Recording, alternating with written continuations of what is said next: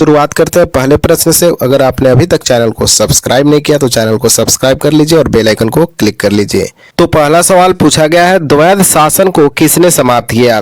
तो दोस्तों याद रखिएगा 1935 का जो एक्ट आया था तो उसमें द्वैध शासन को पूर्णतः समाप्त किया गया था, ये आप लोग याद रखेंगे। अगला सवाल देखते हैं हम लोग फटाफट कि कौन सा प्रश्न पूछा गया। तो शोषण के विरुद्ध अधिकार किस अनुच्छेद में है, ये आपसे सवाल पूछा गया। तो इसका सही उत्तर हो जाएगा दोस्तों अनुच्छेद 23। हालांकि 24 में भी शोषण के ही बारे में बताया गया है कि सभी नागरिकों को शोषण के विरुद्ध अधिकार देता है। कौन कौन अनुच्छेद? तो 23 और 24।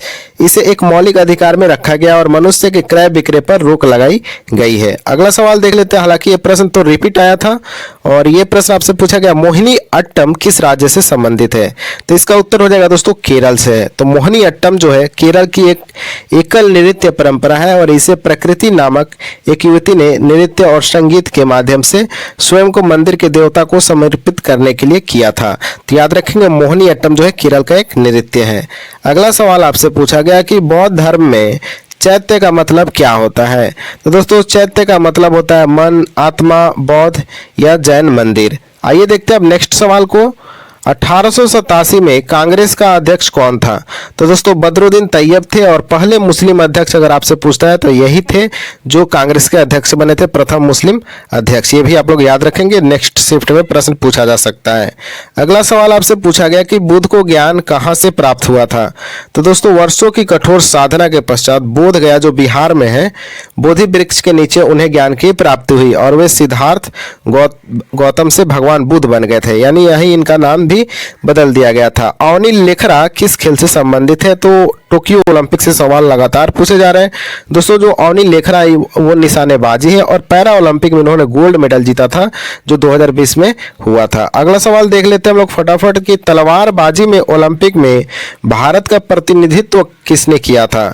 तो दोस्तों याद रखेंगे भवानी देवी ये पहली महिला है जिन्होंने तलवारबाजी में भारत का प्रतिनिधित्व किया। अगला सवाल देख लेते हैं हम लोग, सितार वादक कौन थे? हालांकि ऑप्शन मेरे को पता नहीं, तो आप लोग याद रखेंगे कि कौन कौन प्रमुख हैं जो सितार वादक थे। तो पंडित रविशंकर, उस्ताद लियाकत खान और सुजात खान और पंडित उमा शंकर मिश्रा। आप लोग इस टॉपिक को देख सकते हैं, हमारे चैनल पर भी काफी अच्छे ढंग से कराया गया है, ट्रिक के साथ आप लोग जाकर प्लेलिस्ट बना हुआ उसको देख सकते हैं। अगला सवाल देखते हैं दोस्तों, वास्को डी गामा भारत कब आया था? तो 8 जुलाई 1497 को पुर्तगाली नाविक वास्को डी गामा भारत की खोज में निकला और वह 20 मई 1498 को केरल के कोझिकोड जिले के कालीकट गांव पहुंचा था। तो आप लोग याद रखिएगा 20 मई 1498 को वह भारत में पहुंचा था। अगला सवाल देख लेते हैं हम लोग, प्रायद्वीपीय नदियों में सबसे बड़ा जल निकासी घाटी किस नदी की है? तो दोस्तों भारतीय प्रायद्वीपीय की सबसे बड़ी नदी की बात करें तो गोदावरी है। कौन है? गोदावरी। याद रखेंगे, काफी इंपॉर्टेंट है गोदावरी नदी आपके एग्जाम के लिए और इसकी लंबाई 1465 किलोमीटर है। अगला सवाल देख लेते हैं फटाफट कि असम में फसल काटने पर कौन सा त्योहार मनाया जाता है? तो इसका उत्तर हो जाएगा बिहू। तो बिहू असम में फसल कटाई का प्रमुख त्योहार है और यह फसल पकने की खुशी में मनाया जाता है। अगला सवाल देख लेते हैं हम लोग कि जनगणना 2011 में भारत की प्रजनन दर क्या है? तो जनगणना 2011 से लगातार हर एक शिफ्ट में हर एक प्रश्न को पूछा जा रहा है। तो भारत की कुल प्रजनन दर की बात करें तो प्रति महिला बच्चों की औसत संख्या राष्ट्रीय दर पर 2.2 से घटकर 2 हो गई है। देश में प्रजनन 2.1 से नीचे आने से जनसंख्या अब स्थिर मानी जा रही है। अगला सवाल देख लेते हैं दोस्तों कि कुतुबुद्दीन ऐबक किस वंश की स्थापना की थी? तो दोस्तों कुतुबुद्दीन ऐबक जो था यह गुलाम वंश का पहला सुल्तान था और इसी ने गुलाम वंश का स्थापना भी किया था। अगला सवाल देख लेते हैं कि विटामिन बी की कमी से कौन सी बीमारी होती है? तो बेरी रोग होता है विटामिन बी की कमी से, ये आप लोग को पता भी होगा। अगला सवाल आपसे पूछा गया कि अनफिनिश्ड बुक के लेखक कौन है? तो प्रियंका चोपड़ा जो कि एक भारतीय एक्ट्रेस है, इनके द्वारा अनफिनिश्ड बुक को लिखा गया था प्रियंका चोपड़ा के द्वारा। अगला सवाल पूछा गया आपके साइंस सेक्शन से कि छोटी आंत की लंबाई कितनी होती है? तो दोस्तों एक व्यक्ति यानी वयस्क व्यक्ति में भूरे बैंगनी रंग की छोटी आंत का व्यास लगभग 35 मिलीमीटर होता है, 1.5 इंच इसको बोल सकते हैं, और औसत लंबाई 6 से 7 मीटर होती है। अगर फुट में आपसे पूछता है तो 20 से 23 फुट होती है। गहरे लाल रंग की बड़ी आंत छोटी है और अपेक्षाकृत मोटी होती है, जिसकी लंबाई औसत रूप से 1.5 मीटर यानी 5 फीट होती है। तो आप लोग याद रखेंगे, साइंस से काफ़ी सिंपल सवाल पूछे जा रहे हैं। हालांकि ग्रुप डी में ऐसे सवाल नहीं पूछे जाएंगे। ग्रुप डी 25 प्रश्न आपसे साइंस पूछेगा और वो भी लेवल वाला साइंस पूछेगा। तो अगला सवाल आया था कि विदेश्वर मंदिर के संस्थापक कौन है। तो संस्थापक कौन है ने ये पूछा गया था कहाँ स्थित है। तो तंजौर तमिलनाडु में स्थित है। अगला सवाल देख लेते हैं हम लोग कि राजस्थान में कौन सी नदी बहती है। तो दोस्तों आइए देख लेते हैं कि राजस्थान में कौन कौन सी नदी बहती है।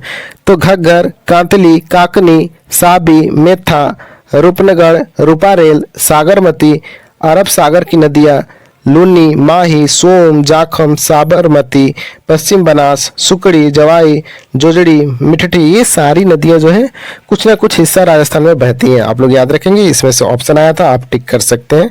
और आप कमेंट में बताइए कि कौन सा प्रश्न पूछा गया था। तक चैनल को सब्सक्राइब नहीं किया तो चैनल को सब्सक्राइब कर लीजिए और बेल आइकन को जरूर दबाइएगा। चलिए शुरू करते हैं पहले प्रश्न से। पहला सवाल पूछा गया कि सेबी की पहली महिला अध्यक्ष कौन है। यानी नियुक्ति से प्रश्न बन रहे हैं, तो आप लोग को याद भी होगा, माधवी पुरी बुच इनका पूरा नाम है, जो कि सेबी की पहली महिला अध्यक्ष नियुक्त की गई है। और ये करेंट अफेयर्स अभी 2022 का ही है। चलिए दूसरा क्वेश्चन देखते हैं क्या पूछा गया था। इंडियन सुपर लीग यानी ISL से सवाल पूछा गया। तो दोस्तों ये किसने जीत लिया। तो हैदराबाद FC ने इंडियन सुपर लीग जो 2021-22 का हुआ था खिताब, उसको जीत लिया है। और फाइनल मुकाबले में हैदराबाद ने केरला ब्लास्टर्स को पेनाल्टी शूटआउट में 3-1 से मात दी है। तो आप लोग याद रखना है कि हैदराबाद इंडियन सुपर लीग जो 2021-22 का हुआ था वो जीत लिया है। और कौन उपविजेता रहा। तो केरला ब्लास्टर्स। अगला सवाल देख लेते हैं और ऐसे ही प्रश्न आपसे भी पूछे जाएंगे दोस्तों, तो आप लोग भी तैयार रहिएगा। इंसुलिन की कमी से कौन सी बीमारी होती है। तो दोस्तों ये बायो से प्रश्न था। तो इंसुलिन की कमी से आप लोग को तो पता होगा कि मधुमेह रोग होता है यानी डायबिटीज। तो दोस्तों इंसुलिन एक ग्लूकोज को रक्त के माध्यम से शरीर की कोशिकाओं में प्रवेश देता है और इसकी अनुपस्थिति में मधुमेह रोग हो जाता है। इसके इंजेक्शन से रक्त शर्करा की मात्रा घटाई जाती है। आप लोग को पता भी होगा कि इंजेक्शन लगता है, जिनको भी डायबिटीज की बीमारी होती है उनको इंजेक्शन दिया जाता है। अगला सवाल है कि 1857 की क्रांति के बाद कौन मुगल शासक देश छोड़ने पर मजबूर हो गया। तो वही बहादुर शाह जफर था जो देश छोड़ने पे मजबूर हो गया था 1857 की क्रांति के बाद। अगला सवाल आपसे पूछा गया दोस्तों कि 1981 में किस भरतनाट्यम नर्तकी को पद्मश्री पुरस्कार दिया गया। 1981 में आप लोग याद रखिएगा, काफी सारे चैनल पर मैंने देखा 1991 का ही पद्मश्री अवार्ड दिया जा रहा है सुब्रमण्यम को। तो ऐसा कुछ भी नहीं, 1981 में भरतनाट्यम की नर्तकी है सुब्रमण्यम, जिनको पद्मश्री पुरस्कार दिया गया था। आप लोग याद रखिएगा 1991 गलत है। अगला सवाल आपसे पूछा गया दोस्तों कि निम्नलिखित में से गर्म जलधारा कौन है। तो 4 ऑप्शन होंगे। ऑप्शन हालांकि मुझे तो याद नहीं है, लेकिन मैं बता देता हूँ गर्म जलधारा के बारे में। तो गल्फ स्ट्रीम उत्तरी अंध महासागर में प्रवाहित होने वाली गर्म पानी की एक प्रमुख महासागरीय धारा है। अगर ये ऑप्शन में था तो आप लोग का सही उत्तर होगा। यह धारा 20 डिग्री उत्तरी अक्षांश के पास मैक्सिको की खाड़ी से उत्पन्न होकर उत्तर पूर्वी दिशा की ओर 70 डिग्री उत्तरी अक्षांश तक पश्चिमी यूरोप के पश्चिमी तट तक प्रवाहित होती है। तो आप लोग याद रखेंगे गर्म जलधारा कौन है, गल्फ स्ट्रीम। अगला सवाल आपसे पूछा गया दोस्तों कि भारत श्रीलंका के बीच कौन सा जलडमरू मध्य है, यानी जल संधि के बारे में सवाल पूछा गया था। तो पाक जलडमरू मध्य, आप लोग को याद भी होगा, और इसको अंग्रेजी में पाक स्ट्रेट बोला जाता है। भारत के राज्य तमिलनाडु और द्वीप राष्ट्र श्रीलंका के उत्तरी भाग के बीच स्थित एक जल संयोगी है और यह बंगाल की खाड़ी को पूर्वोत्तर में पाक खाड़ी और दक्षिण पश्चिम में मन्नार की खाड़ी के साथ जोड़ता है। और इस जलडमरू मध्य की चौड़ाई की बात करें तो 53 से 80 किलोमीटर या 33 से 50 मील है। ये आप लोग को पता होगा, अगर नहीं पता है तो आप लोग याद रखिए, क्योंकि ऐसे प्रश्न आपसे भी पूछे जाएंगे। अगला सवाल आपसे पूछा गया था दोस्तों कि समान नागरिक संहिता किस अनुच्छेद से है। तो आर्टिकल से लगातार प्रश्न, और मैं ये भी बता रहा हूँ कि आप लोग 1 से लेके 50 तक कम से कम याद रखें आर्टिकल, और उसके बाद जो प्रमुख आर्टिकल है वो आप लोग याद कर लीजिए। तो दोस्तों समान नागरिक संहिता अनुच्छेद 44 में निहित है, आप लोग को पता होगा। और भाग भी आप लोग याद रखेंगे कि आपके एग्जाम में भाग भी पूछ सकता है, तो भाग 4 में है समान नागरिक संहिता। अगला सवाल आपसे पूछा गया दोस्तों कि खिलाफत आंदोलन के नेता कौन थे। तो दोस्तों जो खिलाफत आंदोलन हुआ था उसका मुख्य उद्देश्य था तुर्की के प्रति ब्रिटिश दृष्टिकोण में बदलाव लाना था और तुर्की के सुल्तान को पुनः उनके स्थान पर स्थापित करना था, और यही था खिलाफत आंदोलन। इसके लिए अली बंधु, मौलाना आजाद, हाकिम अजमल खान और हजरत मोहानी के नेतृत्व में खिलाफत समिति का गठन किया गया था। तो आप लोग खिलाफत आंदोलन के बारे में समझ गए होंगे दोस्तों। चलिए दूसरा क्वेश्चन देखते हैं। परिवार नियोजन कार्यक्रम कब शुरू हुआ था? तो दोस्तों भारत जो है दुनिया में पहला ऐसा देश था जिसने 1952 में ही परिवार नियोजन के लिए राष्ट्रीय कार्यक्रम शुरू किया था। काफी इंपॉर्टेंट प्रश्न है आपके किसी भी एग्जाम के लिए कि 1952 में भारत इकलौता देश बना जो परिवार नियोजन कार्यक्रम की शुरुआत किया था। अगला सवाल देख लेते हैं। भाग मिल्खा भाग पुस्तक के लेखक कौन है? तो बुक एंड ऑथर से तो लगातार प्रश्न आ रहे हैं, अब आप लोग इंपॉर्टेंट बुक और ऑथर को देख लीजिएगा। तो प्रसून जोशी इसका सही उत्तर हो जाएगा। भाग मिल्खा भाग पुस्तक के लेखक कौन है? तो प्रसून जोशी। अगर आपने इनका फिल्म नहीं देखा है तो वो फिल्म आप देख सकते हैं क्योंकि उससे काफी ज्यादा आपको बेनिफिट हो सकता है। ग्रैमी पुरस्कार पाने वाले प्रथम महिला कौन थी? तो दोस्तों तन्वी शाह ग्रैमी पुरस्कार जीतने वाली भारत की पहली महिला बन गई है और ये अभी हाल ही में बनी है। दोस्तों आप लोग को पता भी होगा 2022 के करंट अफेयर्स में पढ़ाया गया था कि ग्रैमी पुरस्कार पाने वाली प्रथम भारतीय महिला बनी है तन्वी शाह, जो कि ग्रैमी पुरस्कार जीत चुकी हैं। अगला सवाल आपसे पूछा गया दोस्तों कि आईसीसी के तीनों ट्रॉफी जीतने वाले भारतीय कप्तान कौन थे? तो कौन हो सकते हैं? महेंद्र सिंह धोनी, जो कि आईसीसी के तीनों ट्रॉफी को जीतने वाले इकलौते भारतीय कप्तान हैं। अगला सवाल देख लेते हैं हम लोग। 2022 तक कितने लोकसभा चुनाव हो गए हैं? तो आप लोग को पता होगा कि 17वीं लोकसभा का गठन हुआ था 2019 में। तो आप लोग याद रखेंगे 17 लोकसभा चुनाव हो गए हैं 2019 तक के। अभी 22 में तो अभी हुआ नहीं, अगला बार जब होगा तो वो 18वां होगा। ये आप लोग को याद रखना है। और मिलते हो आरआरबी ग्रुप डी, यानी जितने भी एग्जाम होंगे उसका एनालिसिस आप लोग को कराया जाएगा। और अभी जो आरआरबी ग्रुप डी का जो प्रीवियस ईयर का पेपर था डेट वाइज हम लोग करने वाले हैं, कुछ ही दिनों में शुरू करेंगे। अगर आप लोग कमेंट करते हैं तो मैं बहुत जल्द शुरू कर दूंगा। तो चलिए देखते हैं पहला प्रश्न क्या पूछा गया था। तो पहला सवाल पूछा गया था कि 1191 के तराइन के युद्ध में मोहम्मद गोरी ने किसे हराया था? तो आप लोग को पता होगा कि दो युद्ध हुआ था तराइन का, एक 91 में और दूसरा 92 में। तो पहले वाला में गौरी हार गया था जबकि दूसरे में गौरी ने जीत हासिल किया था। तो इसके बारे में आपसे प्रश्न पूछा गया। तो 1191 और 1192 ईस्वी में लड़ा गया था तराइन का युद्ध और राजपूत शासक जो थे पृथ्वीराज चौहान ने मोहम्मद गौरी को बुरी तरह से पराजित किया। कब? ये याद रखिएगा। तो 91 में। लेकिन 92 में क्या हुआ दोस्तों? 92 में पृथ्वीराज चौहान हार गए और मोहम्मद गौरी ने जीत हासिल किया। ये आप लोग याद रखेंगे। यानी 91 में पृथ्वीराज चौहान जीते और 92 में मोहम्मद गौरी जीत गया। अगला सवाल आपसे पूछा गया था कि आर्टिकल 29 में क्या है? तो दोस्तों अनुच्छेद 29 में अल्पसंख्यकों के हितों का संरक्षण के बारे में बताया गया, यानी जो भी अल्पसंख्यक है उनका संरक्षण के बारे में अनुच्छेद 29 बोलता है। अनुच्छेद 29 एक में यह भारत में रहने वाले नागरिकों के किसी भी वर्ग को एक विशिष्ट संस्कृति, भाषा या लिपि रखने, अपनी संस्कृति, भाषा और लिपि के संरक्षण का अधिकार प्रदान करता है। यानी कोई भी समुदाय हो वो अपना भाषा, अपने रहने सहने के तरीका, संस्कृति और भाषा, ये सारे चीज वो अपना रख सकता है, ये उनका अधिकार है। और किस अनुच्छेद में है? तो अनुच्छेद 29 के। अगला सवाल आपसे पूछा गया कि भारत में जनगणना कितने सालों पर होती है? तो ये काफी सिंपल सवाल है। 10 सालों पर जनगणना भारत में होती है, लेकिन इससे कुछ फैक्ट जान लेते हैं। तो भारत की जनगणना 15 बार की जा चुकी है। पहला सवाल 1872 में ब्रिटिश वायसराय लॉर्ड मेयो के अधीन पहली बार कराई गई थी। दूसरा सवाल, और उसके बाद यह हर 10 साल में कराई जाती है। तीसरा सवाल, जो तीसरा सवाल आपसे पूछ लिया गया, दो सवाल आपसे पूछे जा सकते हैं कि 1872 में ब्रिटिश वायसराय लॉर्ड मेयो के अधीन में पहली बार जनगणना कराई गई थी और अब तक 15 बार जनगणना कराई जा चुकी है। तो चलिए देखते हैं दूसरे क्वेश्चन को। राज्यसभा में कितने सदस्य होते हैं?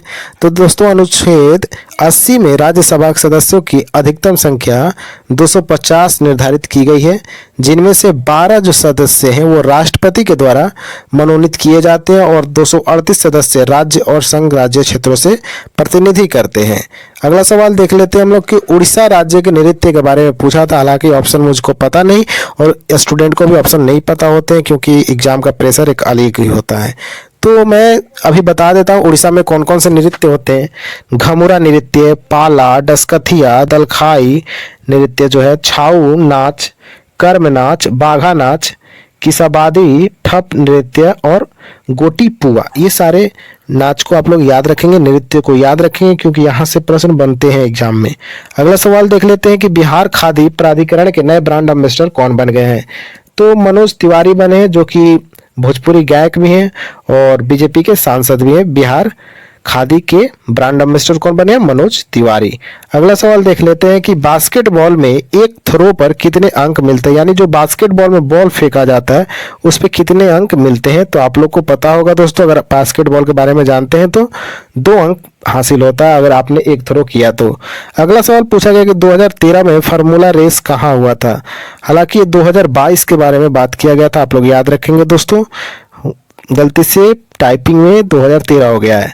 तो अल्बर्ट पार्क सर्किट में होगी 2022 का, और फार्मूला 1 रेड जो चैंपियनशिप का तीसरा दौर होगा, यह रेस ऑस्ट्रेलियन ग्रैंड प्रिक्स के इतिहास में 50वीं रेस होगी, जो 1928 की 100 माइल्स रोड रेस के साथ 25 बार अल्बर्ट पार्क सर्किट और वैसे 36वीं बार आयोजित की जाएगी। तो बस आप लोग को यही याद रखना है कि कहाँ होगा, ऑस्ट्रेलिया में होगा, और यही प्रश्न आपसे पूछा गया था, यहाँ 2022 कर लीजिएगा। अगला सवाल देख लेते हैं, लोकसभा में केंद्र शासित प्रदेश के कितने सीट हैं। तो लोकसभा से भी प्रश्न बनते हैं और संविधान से इस शिफ्ट में ज़्यादा प्रश्न बने हैं। तो संविधान में व्यवस्था है कि सदन की अधिकतम संख्या 552 होगी, 530 सदस्य राज्यों का प्रतिनिधित्व करेंगे और 20 जो सदस्य वह संघ शासित प्रदेशों का प्रतिनिधित्व करेंगे, तथा 2 सदस्यों को राष्ट्रपति द्वारा एंग्लो इंडियन समुदाय से नामित किया जाता है। ये याद रखिएगा, 2 जो सदस्य को राष्ट्रपति नामित करता है वो एंग्लो इंडियन समुदाय से होते हैं। वर्तमान में सदन की सदस्य संख्या है 543, लेकिन कितना होना चाहिए? 552। अगला सवाल आपसे पूछा गया कि आलू में क्या मिलाने पर उसका रंग बैंगनी हो जाता है। तो आप लोग पढ़ेंगे 6 क्लास का ये प्रश्न है। तो आयोडीन की बूंद, अगर आपने आलू में आयोडीन की बूंद मिला देते तो उसका रंग बैंगनी हो जाता है। अगला सवाल देख लेते हैं कि पृथ्वी के सबसे निचले भाग को क्या कहते हैं। तो कोर बोलते हैं दोस्तों, आप लोग को याद भी होगा कि पृथ्वी के सबसे निचले भाग को कोर बोलते हैं। अगला सवाल देखते हैं, मरुनी नृत्य किस राज्य से संबंधित है। तो नृत्य से काफी सारे प्रश्न पूछे गए इस बार एमटीएस के एग्जाम में। अगर आपका अभी तक एग्जाम नहीं हुआ तो आप एक बार नृत्य के बारे में जान लें और उस टॉपिक को बढ़िया से क्लियर करके जाए। तो सिक्किम, मरुनी नृत्य जो है दोस्तों वो सिक्किम से संबंधित है। अगला सवाल देखते हैं, इंद्राणी रहमान कौन से नृत्य से संबंधित है। यहाँ इंद्राणी होगा। तो चलिए इसके बारे में बात कर लेते हैं कि इंद्राणी रहमान जो है भरतनाट्यम, कुचिपुड़ी, कथकली और ओडिशा की एक भारतीय शास्त्रीय नृत्यांगना थी, जिसे उन्होंने पश्चिम में लोकप्रिय बनाया और बाद में 1976 में न्यूयॉर्क में जाकर बस गई थी। तो ऑप्शन में था भरतनाट्यम, तो इसका यही उत्तर था कि जो इंद्राणी रहमान है मुख्यतः भरतनाट्यम से ही संबंधित थी। हालांकि उनको कुचिपुड़ी, कथकली और ओडिसी के बारे में और नृत्य में काफ़ी प्रसिद्ध थी। अगला सवाल देख लेते हैं, कॉर्पोरेट टैक्स जो 12% से घटाकर कितना कर दिया गया है। यानी जो बजट आया था इस बार 2022 में, उसमें इस कॉर्पोरेट टैक्स को 12% से घटाकर कम किया गया था और निर्मला सीतारमण के द्वारा। तो संसद में यूनियन बजट 2022 पेश करते हुए निर्मला जो सीतारमण है उन्होंने बताया कि सरकार ने वित्त वर्ष के लिए कॉर्पोरेट टैक्स दरों में कटौती करने का फैसला किया, जिसके तहत 2 ऑपरेटिव सोसाइटी के लिए 18% से टैक्स दर को घटाकर 15 कर दी गई, जबकि 12% से घटाकर 7% कर दी गई। तो इसका उत्तर था 7%, जो कि आपके ऑप्शन में मौजूद था। अगला सवाल देखते हैं कि बांग्ला नृत्य किस राज्य में संबंधित है। तो जैसे ये सवाल आया तो काफी स्टूडेंट क्या किए होंगे, कोलकाता लगा दिए हुए होंगे टिक। तो इसका राइट आंसर होगा मेघालय। याद रखिएगा, बांग्ला जो नृत्य है दोस्तों वो मेघालय से संबंधित है। अगला सवाल देख लेते हैं, सती प्रथा पर प्रतिबंध कब लगाया गया था। तो दोस्तों महिलाओं पर हो रहे इस अत्याचार के खिलाफ ब्रह्म समाज के संस्थापक राजा राम मोहन रॉय ने आवाज उठाई थी। आप लोग को पता होगा, उन्हीं के प्रयासों से 4 दिसंबर 1829 को ब्रिटिश सरकार द्वारा भारत में सती प्रथा पर रोक लगाई। तो राजा राम मोहन रॉय और ब्रिटिश सरकार ने दोनों ने मिलकर 4 दिसंबर 1829 को सती प्रथा पर प्रतिबंध पूर्णतः लगा दिया। अगला सवाल देखते हैं, राष्ट्रकूट का जो वंश है उसका संस्थापक कौन है। तो दंती वर्मन या दंती दुर्ग उसको बोल सकते हैं। राष्ट्रकूट, कूट मतलब काटना और दंती मतलब दांत होता है। कूट मतलब काटना और दंती मतलब दांत, तो दांत से काटो, यही आप लोग याद रख सकते हैं कि राष्ट्रकूट दंती दुर्ग। अब देखते हैं अगला सवाल, बीदर का किला किस राज्य में है? तो कर्नाटक में है बीदर का किला, और ये रिपीट प्रश्न है तो इस पे ज़्यादा हम लोग समय दे नहीं सकते। अगला सवाल पूछा गया कि ध्वनि का अधिकतम वेग कितना होता है? तो 344 मीटर पर सेकंड होता है ध्वनि का वेग। 344 मीटर पर सेकंड होता है ध्वनि का अधिकतम वेग। आप लोग को पता होगा कि ठोस में ध्वनि का वेग सबसे ज्यादा होता है, ये भी आप याद रखेंगे। अगला सवाल देख लेते हैं कि जनगणना 2011 के अनुसार भारत की साक्षरता दर कितनी है? तो साक्षरता यानी जनगणना 2011 से लगातार सवाल पूछे जा रहे हैं। अगर आप अभी तक एमटीएस के एग्जाम नहीं दिए हैं और आपका आने वाला दिन में एमटीएस का एग्जाम है तो जनगणना को एक बार अच्छा से जाके पढ़ लीजिए। तो भारत में साक्षरता दर 74.04% है, जो कि 1947 में मात्र 18% थी। तो आप समझ सकते हैं कि 18% से 74% पे भारत की साक्षरता दर बढ़ चुकी है। भारत की साक्षरता दर विश्व की साक्षरता दर का 84% से कम है। अगला सवाल देख लेते हैं। 2011 के जनगणना के अनुसार सबसे कम जनसंख्या वाला केंद्र शासित प्रदेश कौन है?